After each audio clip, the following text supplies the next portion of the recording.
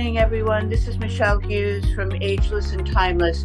I just wanted to say that this guest today is Dr. Kelly Ruef, right? Kelly, is that how you say it? R-U-E-F? That's right, like raising the roof. Like raising the roof. Good for you. So anyway, Dr. Kelly came to my attention through another podcast host named Lisa Comedy from New Zealand. And Lisa and I have been like kindred spirits, marching on the same path of wellness and longevity. And so I asked Lisa, I said, who have been some of your favorite podcast guests? Because I'd like to reach out to them. And one of the first people she mentioned was Dr. Kelly. So I just wanted you to know that, Dr. Kelly. I don't think I ever told you that. But the reason is, most of you know, if you've been watching me for the last 4 years, that I'm passionate about just hormones in general, but also hormone replacement therapy. And so many times on my podcast, I've had guests who have touched on the subject, but no one knows it as deeply, in my opinion, as Dr. Kelly. So we're going to go today to talk about deep diving into hormones. And this is going to be a very intensive discussion because Dr. Kelly is a practitioner. She is an educator. She actually has her BS in biochemistry and cell biology and a minor in cognitive neuroscience, which is an interesting combination. We'll get to that in a moment. But she has a degree from the University of the University of California at San Diego, and so she has been very deep into this whole area. We're going to talk about in a moment again, Kelly, how you've gotten on this path. But she works as an educator for Precision Analytics, which is the people that do the Dutch test.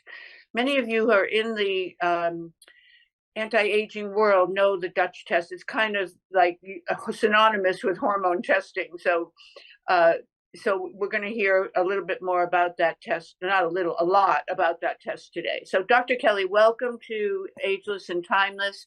And tell us a little bit, why are you on the path that you're on? How did you get influenced and how did you get to where you are today?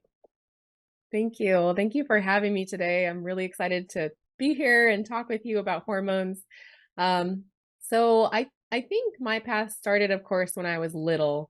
My parents were always really into health and eating well and maintaining health as we age. And especially when I was in my teenage years in high school, I started getting a lot of cystic acne. And it was hard for me to deal with it. And I saw, I went through conventional medicine. I saw a dermatologist every month or so, and she would do the same thing every single visit. She'd put on a glove, touch my face and say, oh, this medication isn't working. Let's try the next one. And I was kind of on my way to Accutane, And but one had to do tetracycline too, right? Yep. Yes. That's right. A very dangerous drug. It has a lot of right. You have to like with the exactly. And I took antibiotics for 2 years. Your gut must have been a mess. Oh yeah. Yeah. After that, I suffered with IBS and some other gut issues. But one day when I was applying, it was Duac cream to my face, I was like, I'm going to look at the actual pamphlet that came with the cream. And I read that it had actually given or induced tumors in rats and rodents. And I was like, why am I putting this on my face? And so that's the moment when I realized that my health was my responsibility and it wasn't my doctor's. And I had a lot of almost resentment and anger towards my doctor because I felt like, why can't she figure this out? And then I realized oh, she's doing the best she can. This is actually on me. And so I started researching more natural ways to cure my acne, or I started making my own hair care products and skincare products, and I started researching a program where I could learn more about herbal medicine, and that's when I stumbled upon the naturopathic program. It just really spoke to me.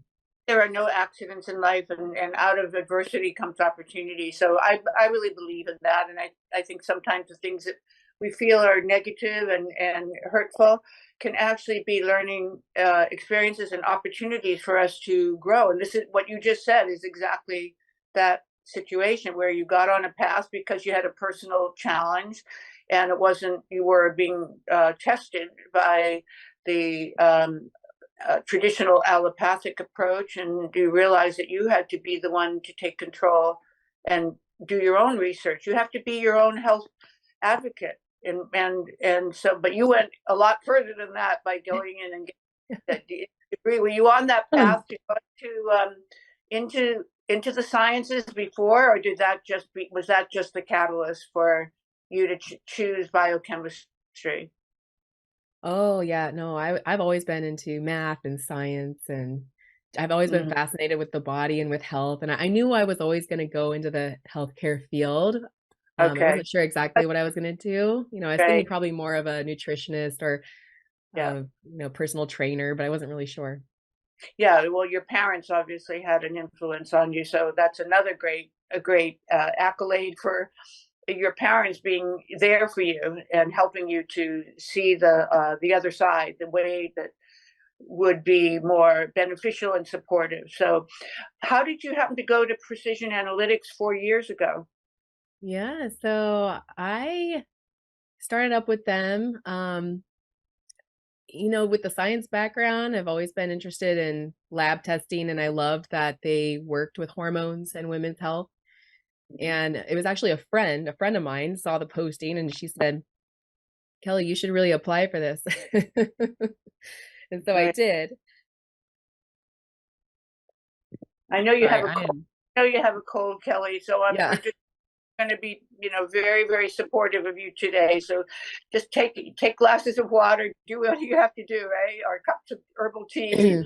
Thank you. Sure. I'm on a tickle in my throat. But she said, you should apply for this. And so I did, and I got the job. And it's just been such a blessing in my life because I have learned so much at this job about hormones, women's health, men's health, hormone replacement therapy, precision analytical. We do a lot of our own research on the data that we get. Mm-hmm. And the research is a lot of it, it's around hormone replacement therapy and how can we improve the field around hormone replacement therapy? How can we improve the research that's out there and make it so that hormone replacement therapy is more effective for people? Mm-hmm. Well, so let's start before we get into what Dutch does. Let's start with the ABCs of hormones. So, what is a hormone? Yeah, so a hormone, it's like a messenger in the body, and a hormone pretty much affects our behavior and our physiology. It tells tissues and cells what to do. And pretty much every cell has receptors for hormones. Mm-hmm. So a lot of the most, more common sex hormones that we know of are estrogen, testosterone, DHEA, progesterone. People have probably heard of a lot of these, and they're important for so many different things in our lives. They affect our libido, our ability to exercise, our ability to put on muscle mass, um, to lose weight. They affect our insulin resistance, our neurotransmitters, our mood, our hair, our skin, our nails, our cardiovascular function, our immune function. So hormones, they really do impact a lot of our body systems. Why, Kelly, is it that so many doctors don't even look at your hormones as when you go to see them for a traditional, uh, annual physical? I'm not talking about the specialists that you and I know, but many doctors just don't even address the hormones, and they never test for them. Why is that? Why is there still the dark ages when it comes to understanding the importance of hormones? Yeah, that's a really good question. And I'm not sure exactly. I think partially there's research that's lacking around the use of hormone testing, especially for hormone replacement. Like if someone's on hormone replacement therapy, But I think a lot of doctors are just not trained in it. Like my dermatologist never looked at my testosterone, Mm-hmm. which was probably high because I had a lot of symptoms of high testosterone and high estrogen. Mm-hmm. But I think the training isn't there to some extent. And a lot of it is, medical schools and residencies can be, medical schools can be funded by pharmaceutical companies, or there can be a lot of pharmaceutical influence on Mm-hmm. traditional medical schools. And so a lot of times, their focus is learning about the pharmaceutical agents that can help acne, for example, and not more on the nutrition or the gut health or the hormones like high testosterone. European Wellness, founded by the iconic and widely published Professor Dr. Michael Chan, is the world leader in stem cell and peptide therapy, with 26 medical and aesthetic spa locations primarily in Europe and Asia. Their website, www.europeanwellness.com, details the wide range of wellness products that can be ordered using the Ageless code for a 10% discount. They will also offer our viewers discounts on medical and cosmetic services and products if they choose to visit the clinics. I have firsthand experience using their wide range of science-based stem cell and peptide products and am now a loyal customer. Go to their website, www.europeanwellness.com, for more information about this exciting company.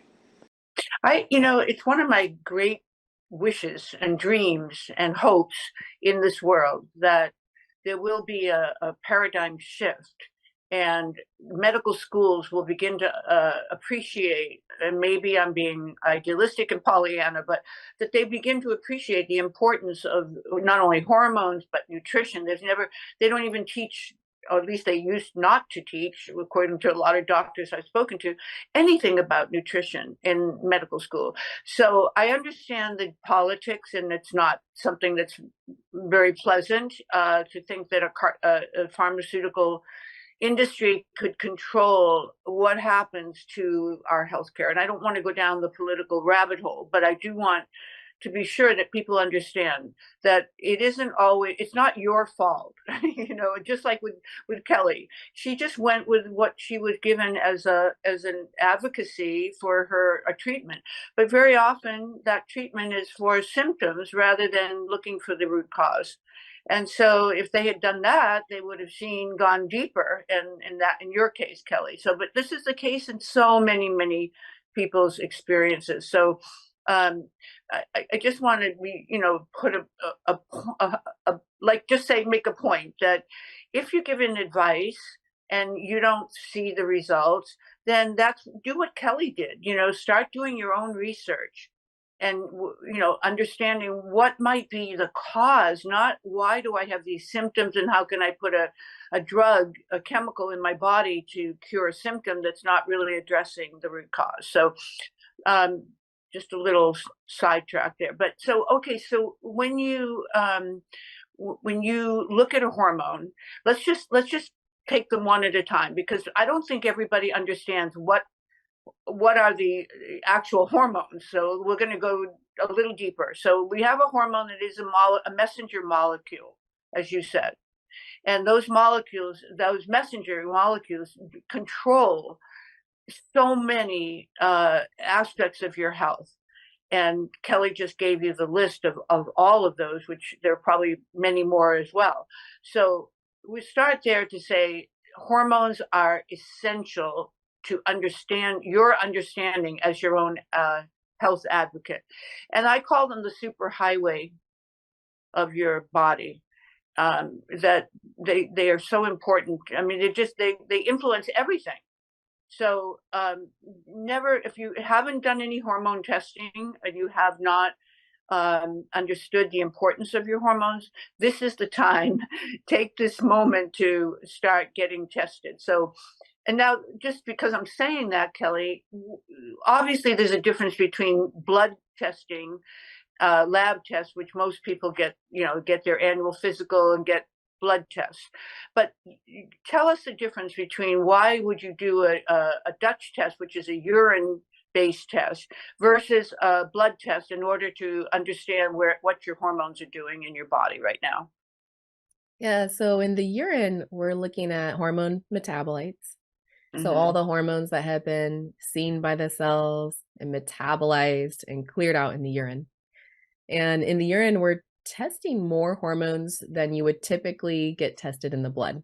Mm-hmm. So in the blood, you could look at progesterone, estrogen. Usually it's estradiol, which is our most biologically active estrogen in the body, our most potent estrogen.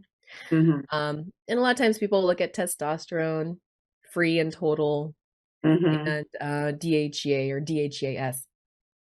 Mm-hmm. But in the urine, we're looking at about 8 different androgen metabolites. And androgens are called like the male sex hormones. Those are the testosterone, the DHEA. Those are Right. the ones that really help with our bone mineral density, our libido, building Right. muscle mass, stamina for exercise. Right. And we're looking at about 10 estrogen metabolites. Mm-hmm. So we're really focusing in on how the body is using those hormones, like how the body is metabolizing those Mm-hmm. hormones. And Yeah, so, Kelly, can I interrupt for a second? I want sure. everybody to understand a metabolite, and correct me if I'm wrong, but a metabolite is unique to hormone testing because what it's really doing is telling you what pathway your body is utilizing those hormones. You can have a certain count and a level, but it's how the body downstream is going to use them. This is something that is much more, much deeper and much more unique to what Kelly does with the Dutch test. And I think people, when you do a blood test, you see a count. That's a prick of the blood at a moment in time. And you haven't mentioned cortisol, but I always think, why would I measure my cortisol in a blood test when that's only going to show me what my cortisol is doing at that very moment, but not how I'm doing processing cortisol all day long. And of course, cortisol, being the stress hormone, tends to be much more elevated at the end of a day than at the beginning when you first wake up. And most people have their blood tested first thing in the morning. So the cortisol counts are probably a bit off when you do a blood work, but not when you do the Dutch test, because you're doing it over the course of a day and even into the night.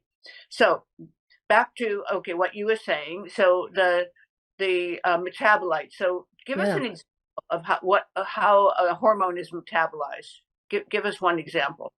So one example is, let's focus on testosterone. Mm-hmm. And one symptom of high testosterone is acne. Mm-hmm.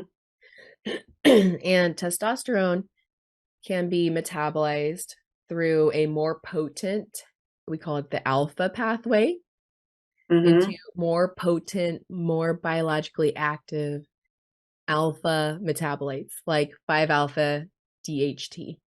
Mm-hmm. Or it can be pushed, metabolized more down the weaker beta pathway. Mm-hmm. And so what's cool about the Dutch test is sometimes I will see normal testosterone levels in the serum, even normal testosterone levels in the urine. But Mm-hmm. when I look at how the body is metabolizing, how it's pushing that testosterone downstream, Mm-hmm. like in some women and men, they're really, really pushing the alpha pathway, which you tend to see with inflammation, with blood sugar dysregulation. You Mm-hmm. can also see it if people are kind of heavy bodybuilders too. They're doing a Mm-hmm. lot of weight resistant exercise. But most of the time it's due to inflammation, blood sugar dysregulation. People really push that alpha pathway. And you could say, oh, well, no wonder you've got the acne. Like you've got Mm-hmm. a lot of alpha androgen activity in your body. Even though your testosterone was normal, Mm-hmm. really pushing it into these very biologically active metabolites like 5-alpha DHT, which is 4 times more potent than testosterone. Right. And genetically, you can have the predisposition to those issues too. So, how do you fix something like that? Let's say you just, you're working with a patient, a client, and they have that situation. So, how do you go about repairing the metabolite and getting it on the right pathway? So there's thankfully, there's usually a lot that we can do. So I'm always testing their blood sugar, sometimes even doing a continuous glucose monitor. So they understand how the foods that they eat, the combinations of foods that they eat, how a poor night's sleep or how stress affects their blood sugar. Um, weight loss, if needed, can be really helpful if someone's pushing the alpha pathway. And then trying to understand if there could be any reasons or any contributors to inflammation in their body. So, a lot of times I'm looking at stress levels, sleep quality, the amount of hours they're sleeping, exposures to toxins, chemicals in their world, possible infections.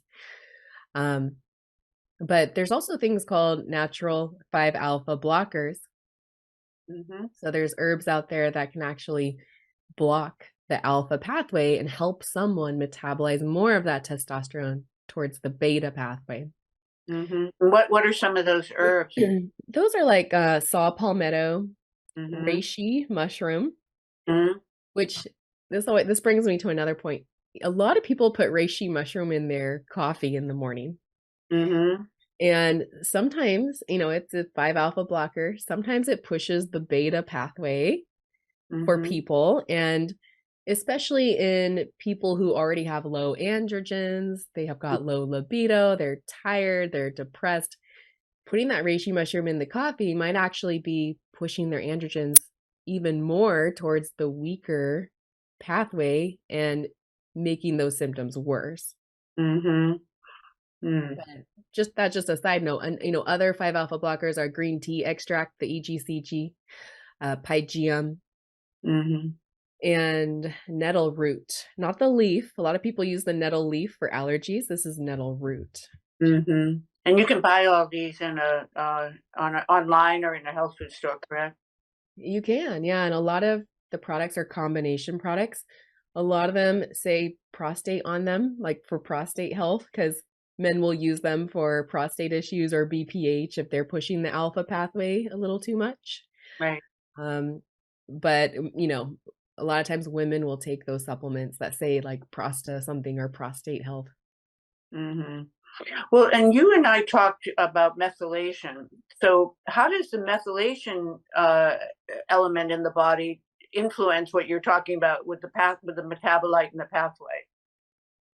Yeah, so methylation, it's a phase 2 reaction. So when our body is metabolizing hormones and a lot of other things in the body, they can go through phase 1, phase 2, and phase 3 of detox.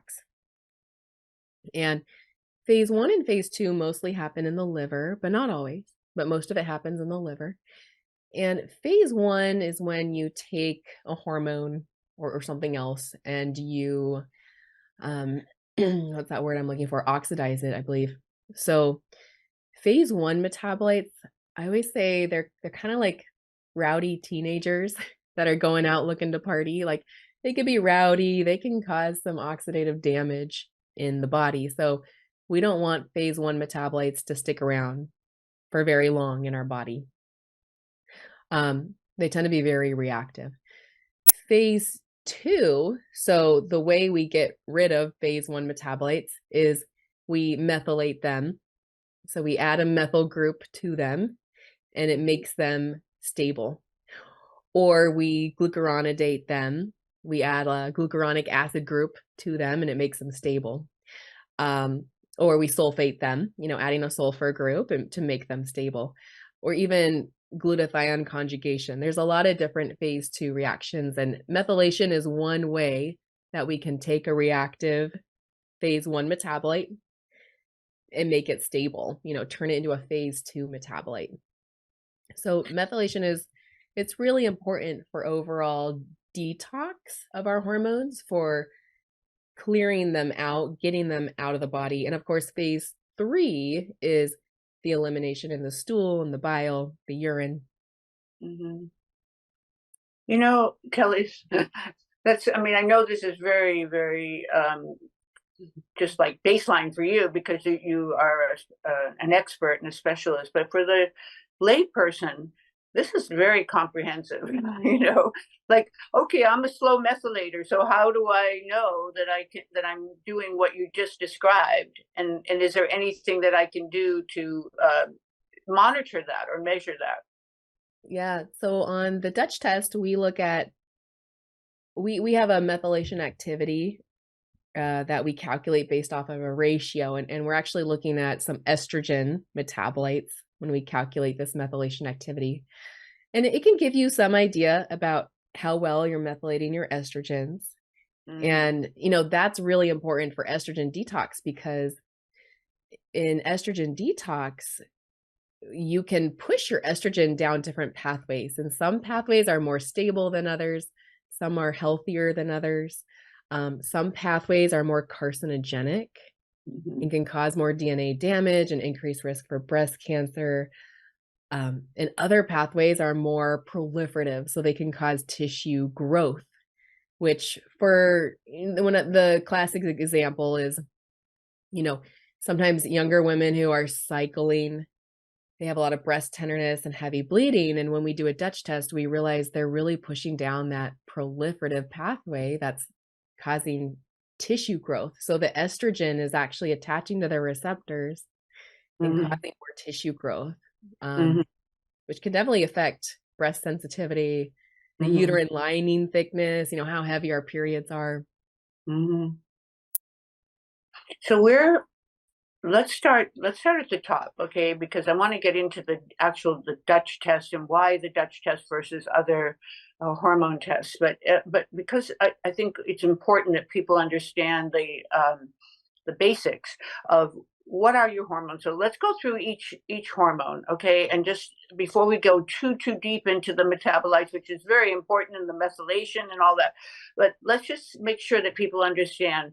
So you have the androgynous or the sex hormones. So let's go to those first, okay? The top one being, I suppose everybody knows, would be testosterone in men, and women, by the way, have testosterone, just as you mentioned earlier, and many of us, like me, you and me, have very high testosterone count. So we have an extra challenge to, one, it's a benefit in some ways and a challenge in others. So start with testosterone and tell us how do you define and what are the symptoms of low and high testosterone? Just let's start there.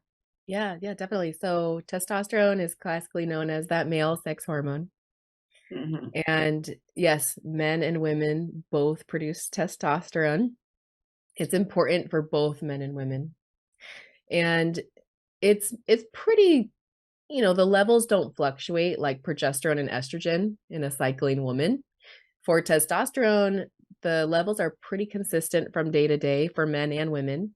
For women, they peak a little during ovulation, but they're pretty consistent. And testosterone it's really important for a few things, like for building muscle, for our ability to exercise and recover from exercise. It's important for our bone mineral density, our joints, our ligaments. Right. A lot of the things that hormones do overlap. Like when we talk about estrogen, you'll see that estrogen supports a lot of the same things as testosterone. I think a lot of people think testosterone is for the estrogens for the woman, but the truth is that men have estrogen and women have testosterone, just not as high a level, but they're both doing very similar things. And of course, the libido is probably the one that gets the most play. And I would assume in the fitness world, the muscle building and maintenance of the workout is another really big advantage of a good testosterone count. So what influences your testosterone count? Yeah, so in men, 95% of their testosterone is made by their testes. The majority is made by their testes. So their testicular health is going to be really important. Their brain communication with their testicular health is going to be really important for their testosterone. Whereas in women, it's a little different. So, their ovaries make about, like, directly and indirectly make about half of the testosterone. And then the adrenal glands, which those are the two glands that sit on top of the kidneys, and they make a lot, everyone knows about the adrenals for stress and cortisol, but in women, the adrenal glands are contributing also about half of our Oh, testosterone and the majority of women's DHEA. oh. Well, I knew about the DHEA. I did not know about that cortisol. So if you have a low cortisol level in your body, does that mean you're going to have low testosterone level? That's a really good question too. I do think that it can, yes, it can affect women more than men. Like, for example, so the brain tells the adrenals to make cortisol through a hormone called ACTH. So the brain releases ACTH, and ACTH goes to the adrenal glands and says, hey, adrenals, make some cortisol. But ACTH also tells the adrenals to make DHEA and testosterone and androgens. So yes, over time, if that ACTH signal declines, and usually it happens because of chronic stress, a lot of times I'll see lower cortisol, and I will also see lower androgens, lower DHEA in both men and women, lower testosterone, especially in women, because the adrenals in women play a huge role in our DHEA and testosterone production. Wow, that is so interesting. So, what's a typical normal level for a menopausal woman for DHEA and testosterone? Oh, that's a really good question. I mean, it could depend on the lab. For a menopausal woman, so I'm thinking more in like the Dutch reference ranges for the urine. Right, that's fine. Let me see if I can give you a comparison. So for like a cycling woman, let's say a woman in her 20s and 30s, a good testosterone level in the urine, we're looking more at like bioavailable testosterone, like what was actually seen and used by the cells, would be, our reference range is 4 to 14, but I usually like to see it around 6 or 8 or 9. It depends on the woman. Woman's different. They're going to feel their best at different levels, but usually around like 6 to 9 or 10 is where I like to see it. In postmenopausal women, so in women over 63, that reference range goes down to around like 2. Oh. Yeah, 2. But so our hormones, they are our androgens, our DHEA, our testosterone. In men and women, they peak in our 20s and our 30s, and then they naturally decline as we get older. So it's natural, it's normal to have lower hormones when we're postmenopausal. But sometimes women and men feel better if they can, sometimes they'll take testosterone replacement therapy, or they'll take DHEA to help increase their androgen levels, and sometimes they feel better when their testosterone is back at the level of a typical 40-year-old or 30-year-old. Yeah, so it's not worrisome to you to see a postmenopausal woman. We're talking about women now, but we'll go to men next. But a postmenopausal woman having levels that are what you just said of a cycling woman of her age 30, 40 years earlier. And the same for DHEA. So but both are probably connected to the level of cortisol that menopausal woman is making in her body. So this is so interesting. It just shows you how interconnected everything is. It's like the gut-brain axis, and just how hormones affect so many cellular and molecular functions in the body. So what you're saying is really fascinating. So what if a woman postmenopausal has low DHA but normal, in your reference range, normal testosterone? What would that tell you? Oh, that's a good question. So DHEA is not active. Like, DHEA is not an active hormone. It doesn't bind the receptors, but it's a prohormone. So it's inactive, but it turns into testosterone and estrogen. So when I see that, I just see that the DHEA, the prohormone levels, are low. So they're going to have less of it contributing to testosterone and estrogen levels. So I really do look at the testosterone and the downstream testosterone metabolite levels. And I also look at the estrogen levels. And a lot of Right. times, not always, but a lot of times if the androgens are low, I'll see the estrogen being low. And Mm-hmm. so one way I support estrogen is by supporting DHEA and testosterone. Mm-hmm. So they're interconnected once again. So what about men? So what's a normal man? Let's say a man. I think most of my audience are 40 to 60 age range. So I'm just suggesting that age range is for a man. What would you normally? What would be normal testosterone count for a man at that age? So, in the serum, I think more in the serum with men for total testosterone.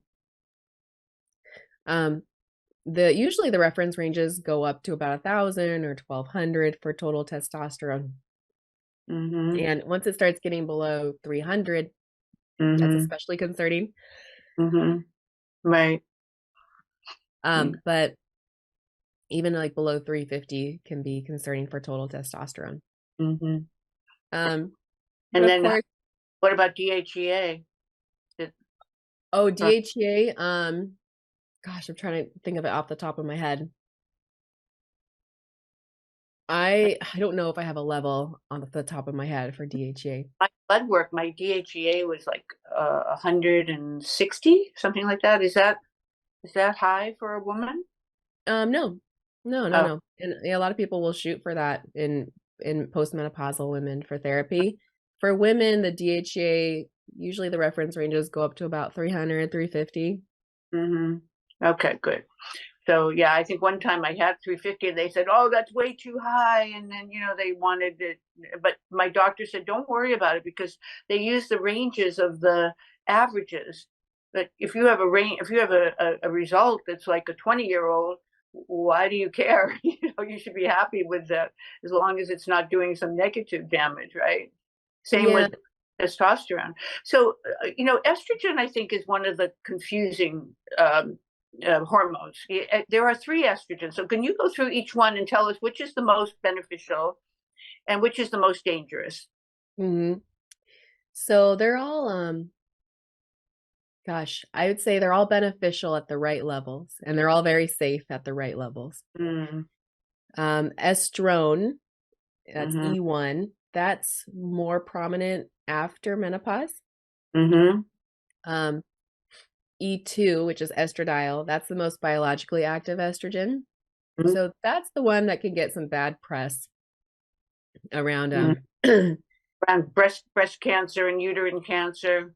yeah, Yes. usually it's around the hormonal cancers. And we know one risk factor for breast cancer is high estrogen, high endogenous estrogen levels um when we're young. So when we're cycling. So I think of a risk for breast cancer as like the total estradiol exposure during our lifetime.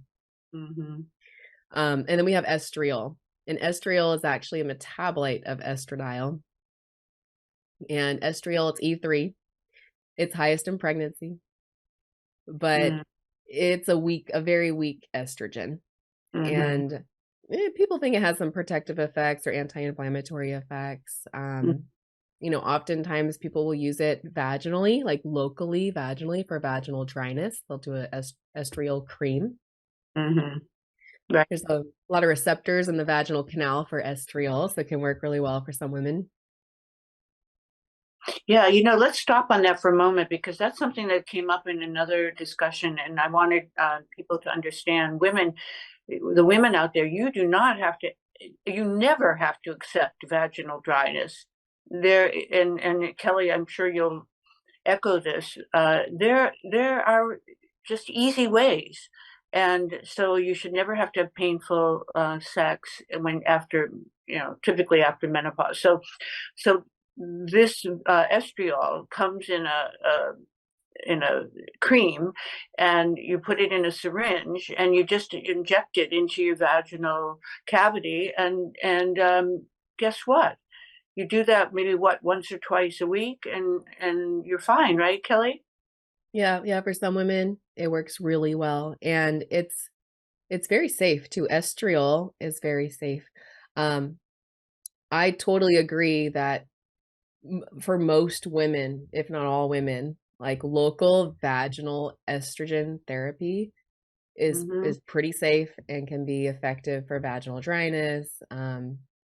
For people, sometimes we start to tear down there more often because the tissue's fragile. We get that vaginal atrophy where the tissue isn't as plump. We don't have as much lubrication. So the estrogen can really be helpful. And even for women who are survivors of estrogen receptor positive breast cancer, Mm-hmm.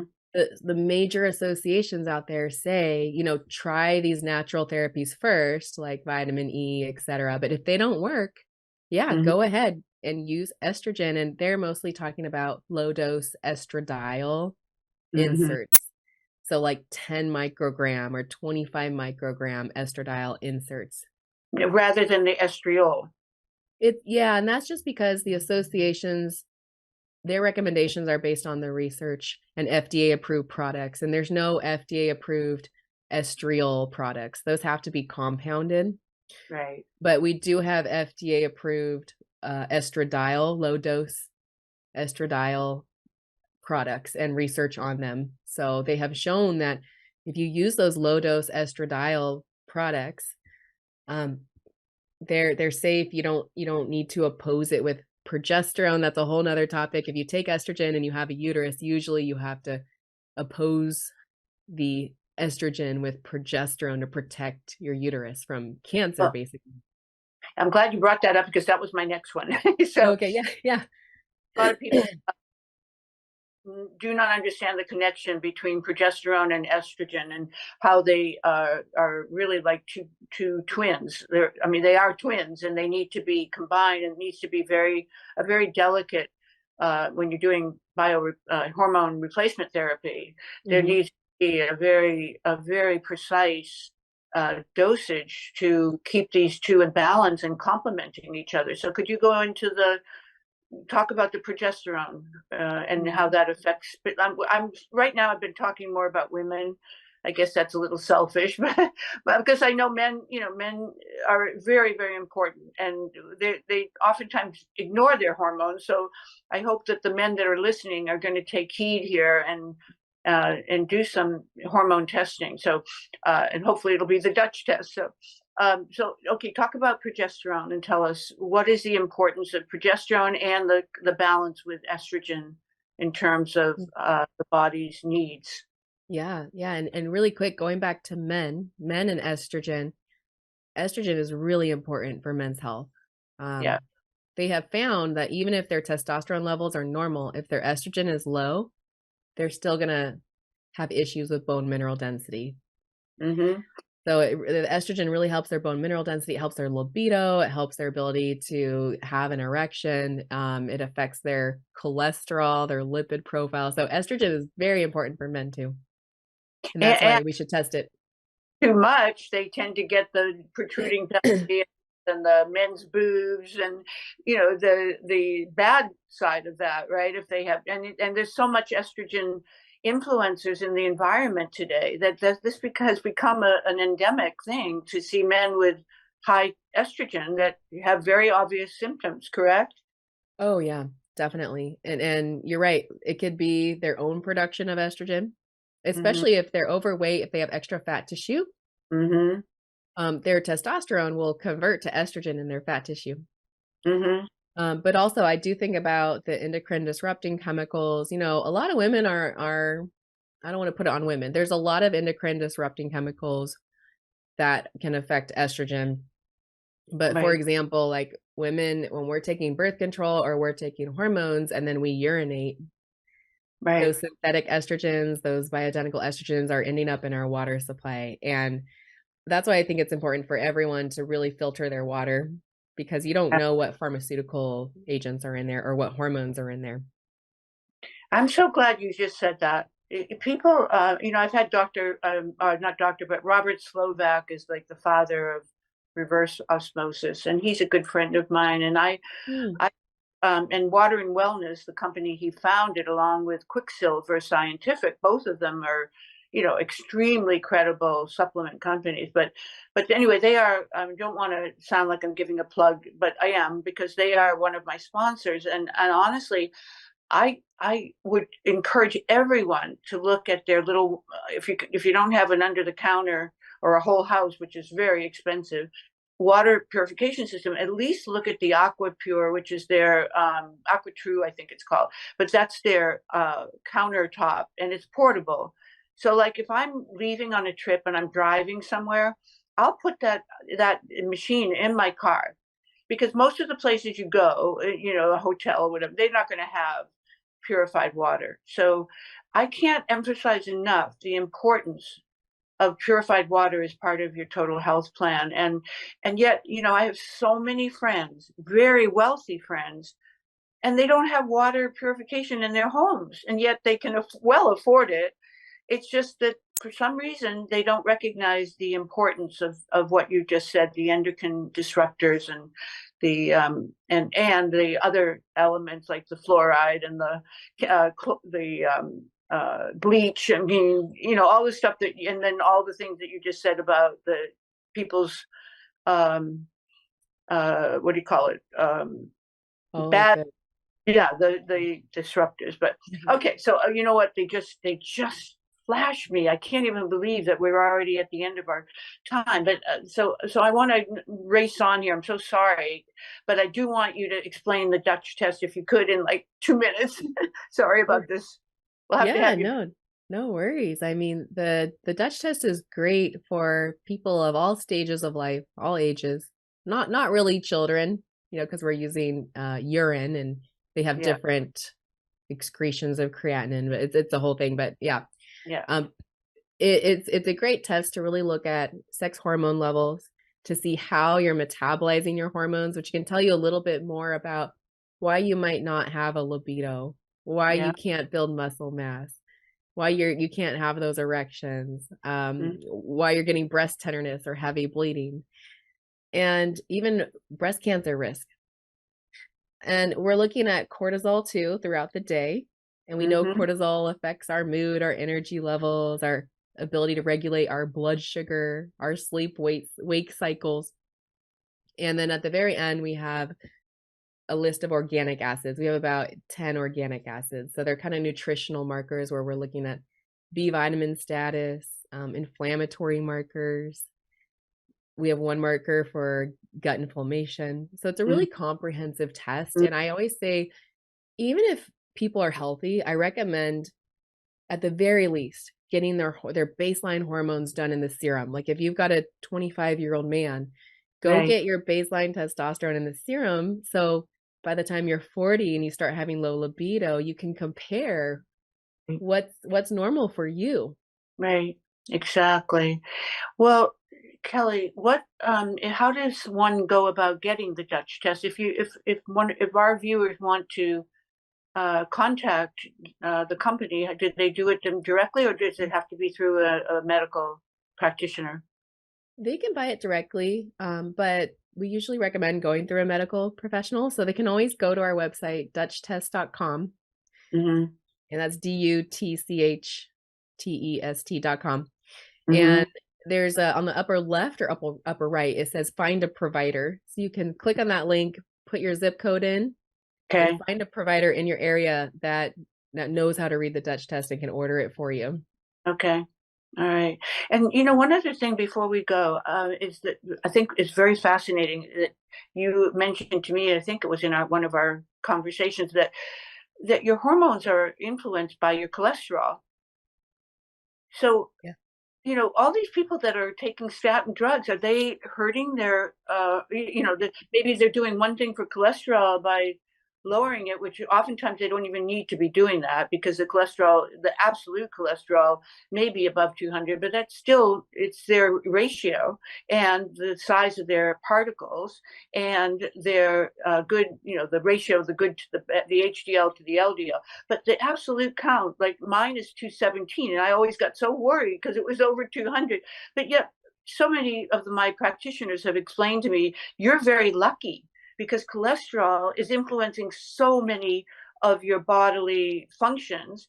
And as long as it's not the bad cholesterol, and as long as it's not big particles that are blocking your arteries. So could you just say to us, one, is it okay, in your opinion, to be having a cholesterol absolute count that's higher than what the government seems to tell us at 200?